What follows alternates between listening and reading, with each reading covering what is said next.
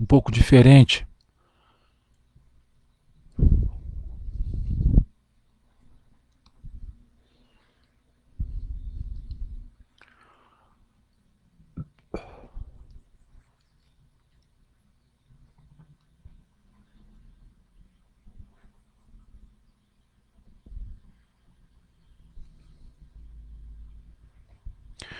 Eu estou um pouquinho diferente, né? Agora, como vocês podem ver, eu ia começar hoje as minhas palestras em tempo real, mas resolvi esperar um pouco mais, já que as condições para fazer isso não estão ainda definidas. Mas devo continuar explicitando os meus objetivos em fazer essas palestras que são parte da minha escola virtual, que tem o meu site que vocês já conhecem e que eu tenho municiado frequentemente de vídeos e livros permanentemente de acordo com essa minha atividade de palestrante, de professor que eu quero retomar e que é uma atividade essencialmente profissional. Eu sou professor e dei aula de filosofia, filosofia do direito, ciências políticas e história. E quero usar toda essa minha experiência para não ensinar propriamente, mas mostrar às pessoas certos aspectos do conhecimento que podem ser úteis para elas, independentemente do certificado que eu ofereço. No meu site vocês têm visto informações sobre a concessão desse certificado e as minhas aulas.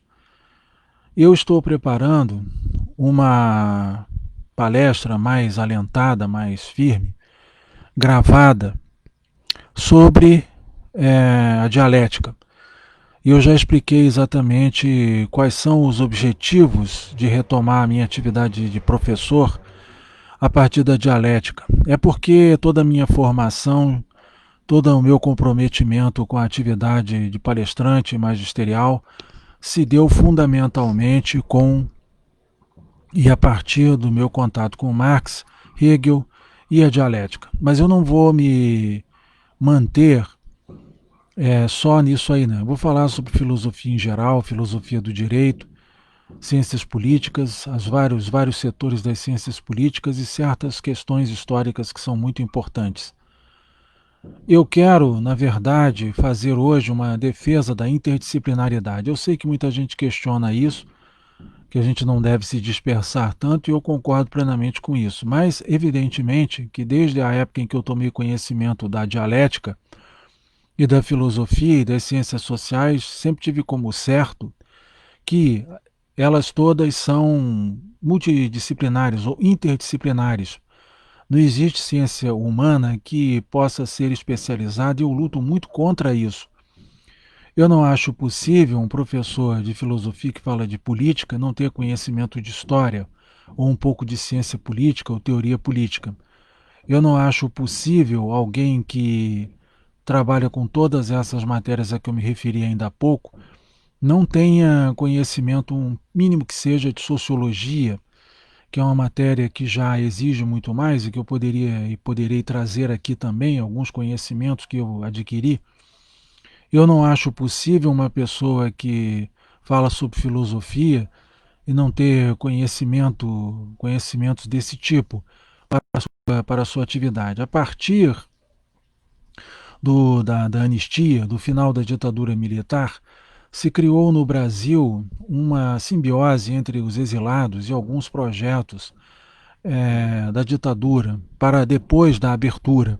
A ditadura realizou algumas atividades, alguns planos, alguns projetos que visavam exatamente a partir dos Estados Unidos, da cultura especializada dos Estados Unidos, barrar um pouco esse tipo de intelectual interdisciplinar e barrar um pouco também as ciências sociais humanas muito críticas, exatamente porque elas são interdisciplinares, como o homem de fato é. Então se criou essa maneira, essa simbiose se constituiu a partir da visão de mestrado e doutorado, que foi importada a partir de 72, 73 dos Estados Unidos, e que procurava tornar o intelectual, tornar o professor um especializado absoluto. Ou ele dava filosofia, não dava ciência política, ou ele falava de direito, mas não falava de história. E é assim que as gerações atuais se abordam e atuam e se integram com as ciências humanas. Na minha opinião, essa atitude que vem sendo cada vez mais aprofundada, ou seja, essa especialização, mata totalmente o sentido do trabalho intelectual.